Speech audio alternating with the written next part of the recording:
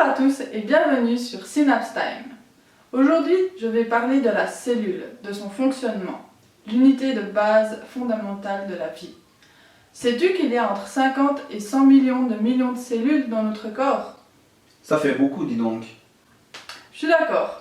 Et c'est bien pour ça qu'il semble essentiel de savoir comment ça fonctionne, quels sont les principes que toutes nos cellules ont.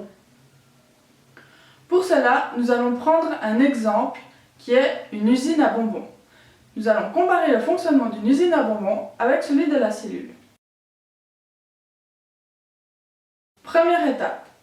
Dans l'usine, il y a les murs ainsi que l'air qui est à l'intérieur pour que tout le monde puisse bien respirer, que tout soit en pleine forme.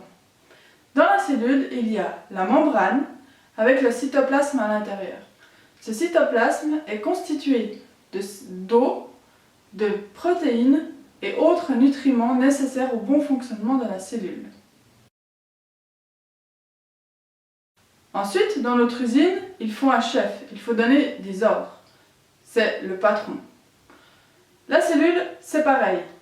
Le noyau contient toutes les informations nécessaires pour le bon fonctionnement de la cellule, notamment la fabrication des protéines, comme les bonbons dans notre usine.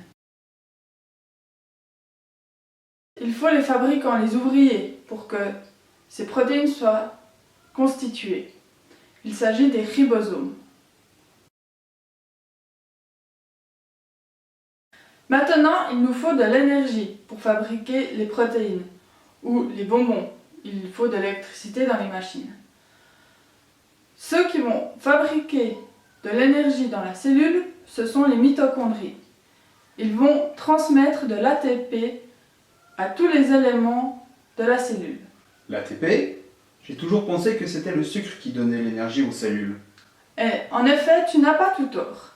Lorsque tu manges du sucre, il va passer dans ton estomac et ensuite dans le sang. Une fois dans le sang, il est transmis à toutes les cellules. Donc, effectivement, le sucre est un élément essentiel pour l'énergie. Seulement, ce sucre, il ne peut pas être utilisé par les ribosomes ou quiconque qui a besoin d'énergie dans la cellule. Les mitochondries vont utiliser ce sucre et le transformer en ATP, comme la centrale électrique transforme le pétrole en électricité. J'ai tout compris, merci. Très bien, nous pouvons continuer.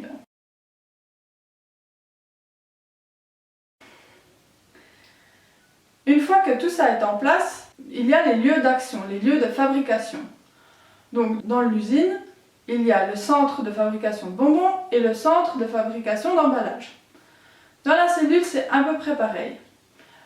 Le lieu de fabrication des protéines est le réticulum endoplasmique rugueux. Rugueux car il est recouvert de ribosomes. Ensuite, nous avons le réticulum endoplasmique lisse, donc dépourvu de ribosomes, qui va fabriquer les lipides. Les lipides sont l'élément principal de la membrane.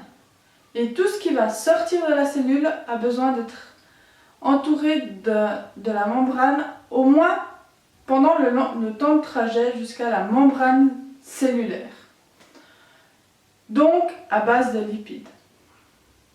C'est pour ça que je peux plus ou moins comparer le centre d'emballage de notre cellule avec le réticulum endoplasmique lisse.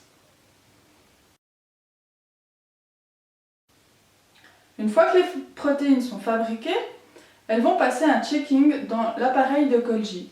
Si elles sont conformes, qu'il n'y a aucun défaut, l'appareil de Golgi va les envoyer soit dans la cellule, soit à l'extérieur en fonction des nécessités, besoins.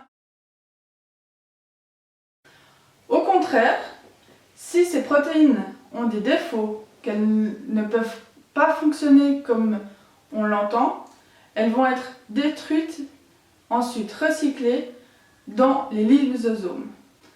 Voici les grandes lignes du fonctionnement d'une cellule, l'unité de base de la vie, je vous rappelle. Et je vous remercie d'avoir regardé cette vidéo et à bientôt!